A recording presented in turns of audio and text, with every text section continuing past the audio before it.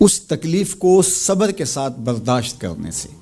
اگر وہ واویلا کرتا ہے، ناشکری کے کلمات کہتا ہے، تو تکلیف تو ختم نہیں ہوتی لیکن اجر زائل کر دیا جاتا ہے۔ تو اس لیے ہمیں ہر صورت کے اندر صبر کے دامن کو مضبوطی سے تھامنے کی تلقین کی گئی ہے، اور اہل ایمان کو یہ بھی سبق دیا گیا کہ جب انہیں کوئی بھی مصیبت پہنچتی ہے تو وہ کہتے ہیں انا للہ و انا الیہ راجعون، کہ ہم اسی کے ہیں اور اسی کے حضور پلٹ کے جانا ہے۔ تو یہ وہ امر ہے کہ جو ان کی طبیعت کے اندر ٹھہراؤ پیدا کرتا ہے اور ان کی زندگیوں کے اندر اللہ تعالیٰ جل شانہ پر جو یقین ہے اس کا پتہ دیتا ہے۔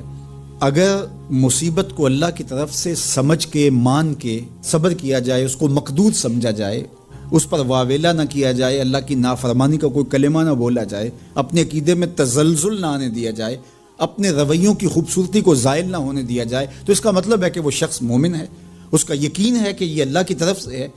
تو پھر اس کے یقین کے صلے کے اندر اللہ اس کو پھر ہدایت قلب کا چراغاں نصیب کرتا ہے۔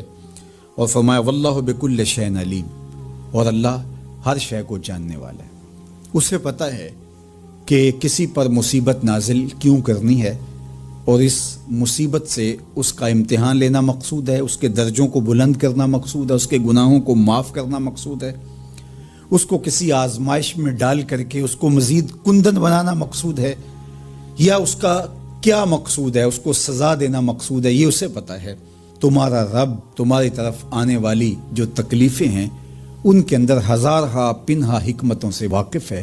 یہاں یہ بات بھی سمجھنے کے قابل ہے کہ جو شخص مصیبت کے آنے پر صبر اور استقامت کے ساتھ اس سے نپٹتا ہے اور اللہ پر جو اس کا یقین ہے اس میں تزلزل پیدا نہیں ہونے دیتا، کل من عند اللہ، اے محبوب فرما دیجئے جو کچھ ہے وہ تمہارے رب کی طرف سے، یہ اس کا خیال اور فکر ہے کہ یہ میرے اللہ کی طرف سے، تو پھر اس مصیبت کو ٹالنے والا بھی وہی ہے۔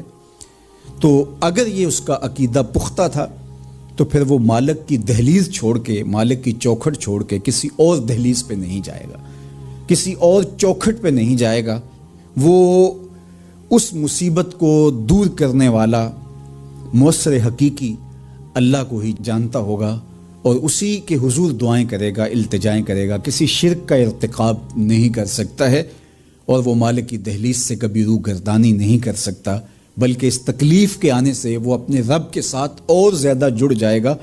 اور اگر وہ صبر کرے تو یہ اس کا ایک مرتبہ ہے کہ وہ حوصلے کے ساتھ اس تکلیف کو برداشت کرے، اور دوسرا مرتبہ جو اس سے بڑھ کر ہے کہ اس پہ اللہ کی رضا کے سانچے میں اپنے آپ کو ڈھال لے کہ جے سونا میرے دکھ وچ راضی، میں سکھ نو چلے ڈاواں۔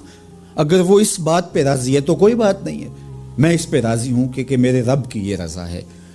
تو یہ دونوں چیزوں کا مل جانا، یا دونوں میں سے کسی ایک کا مل جانا، یہ اللہ کی طرف سے اس کو دیا گیا انعام ہے جو اس مشکل حالات میں اس کو حاصل ہوتا ہے۔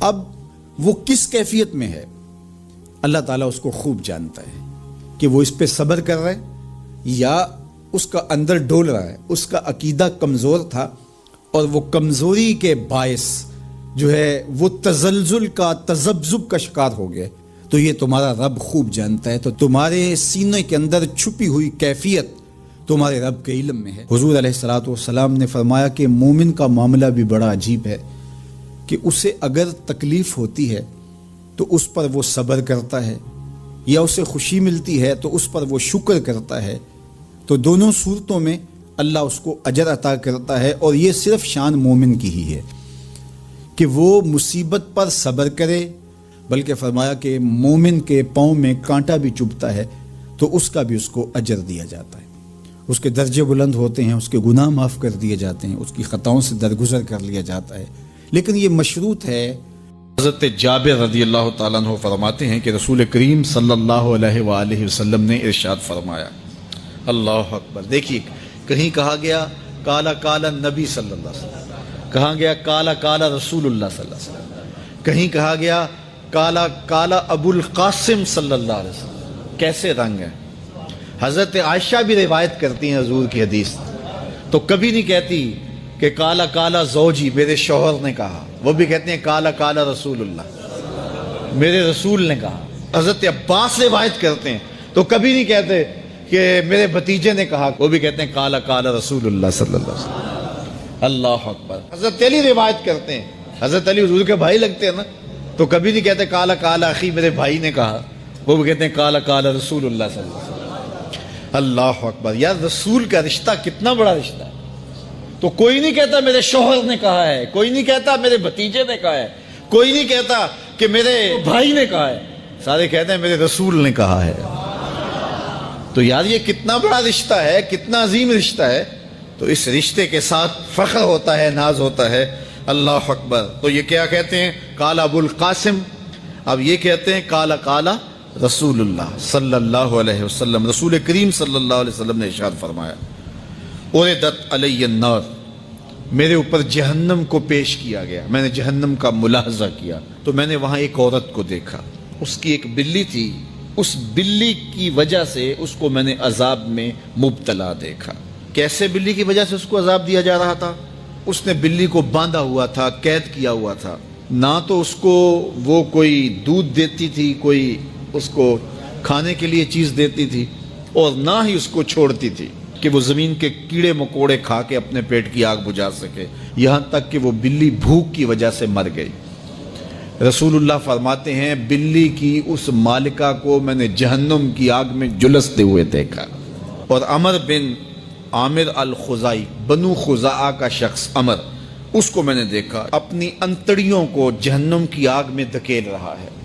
اس کی انتڑیاں نکلی ہوئی ہیں اور جہنم کی آگ میں گھسیٹتی ہوئی اس کی انتڑیاں جا رہی ہیں. یہ پہلا شخص تھا جس نے سائبہ بنائے تھے, جانوروں کے کان چیر دیے اور بتوں کے نام پہ چھوڑ دیے. یعنی سب سے پہلے بت پرستی کا آغاز عرب میں کرنے والا بنو خزاعہ کا عمر بن عامر یہ تھا.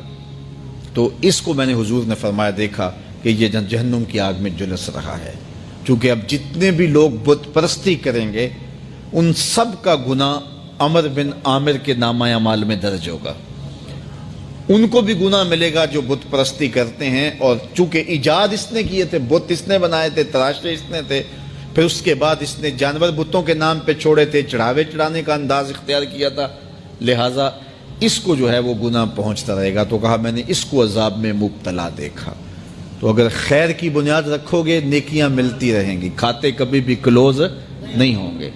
اور اگر برائی کی بنیاد رکھو گے قیامت تک اس برائی پر جو عمل کرتے رہیں گے اس کا گناہ بھی کھاتے میں پڑتا رہے گا. اللہ اکبر. تو ہمیں اچھائی کی طرح ڈالنی چاہیے, نیکی کی طرح ڈالنی چاہیے. آقا کریم علیہ الصلوۃ والسلام نے ایک موقع پر فنڈ مانگا تو ایک شخص نے اٹھ کر کے پیش کیا. تو جب اس نے پیش کیا تو اس کے دیکھا دیکھی دوسرے بھی کھڑے ہو گئے, دوسرے بھی پیش کرنے لگے. بعض کا سارے خاموش ہوتے ہیں, کوئی ہمت نہیں کرتا. تو ایک کھڑا ہوا تو اس کو دیکھ کے دوسرے بھی کھڑے ہو گئے. تب حضور نے فرمایا تھا من سنّا فی الاسلام سنتن حسنتن فلہ اجرھا, جس نے اسلام میں کوئی اچھا طریقہ رائج کیا اس کو اس کا اجر ملے گا. اور پھر اس کی دیکھا دیکھی جس نے بھی کوئی اچھا کام کیا اس کا اجر بھی اس کے اجر کی کمی کے بغیر اس کے کھاتے میں بھی داخل ہو.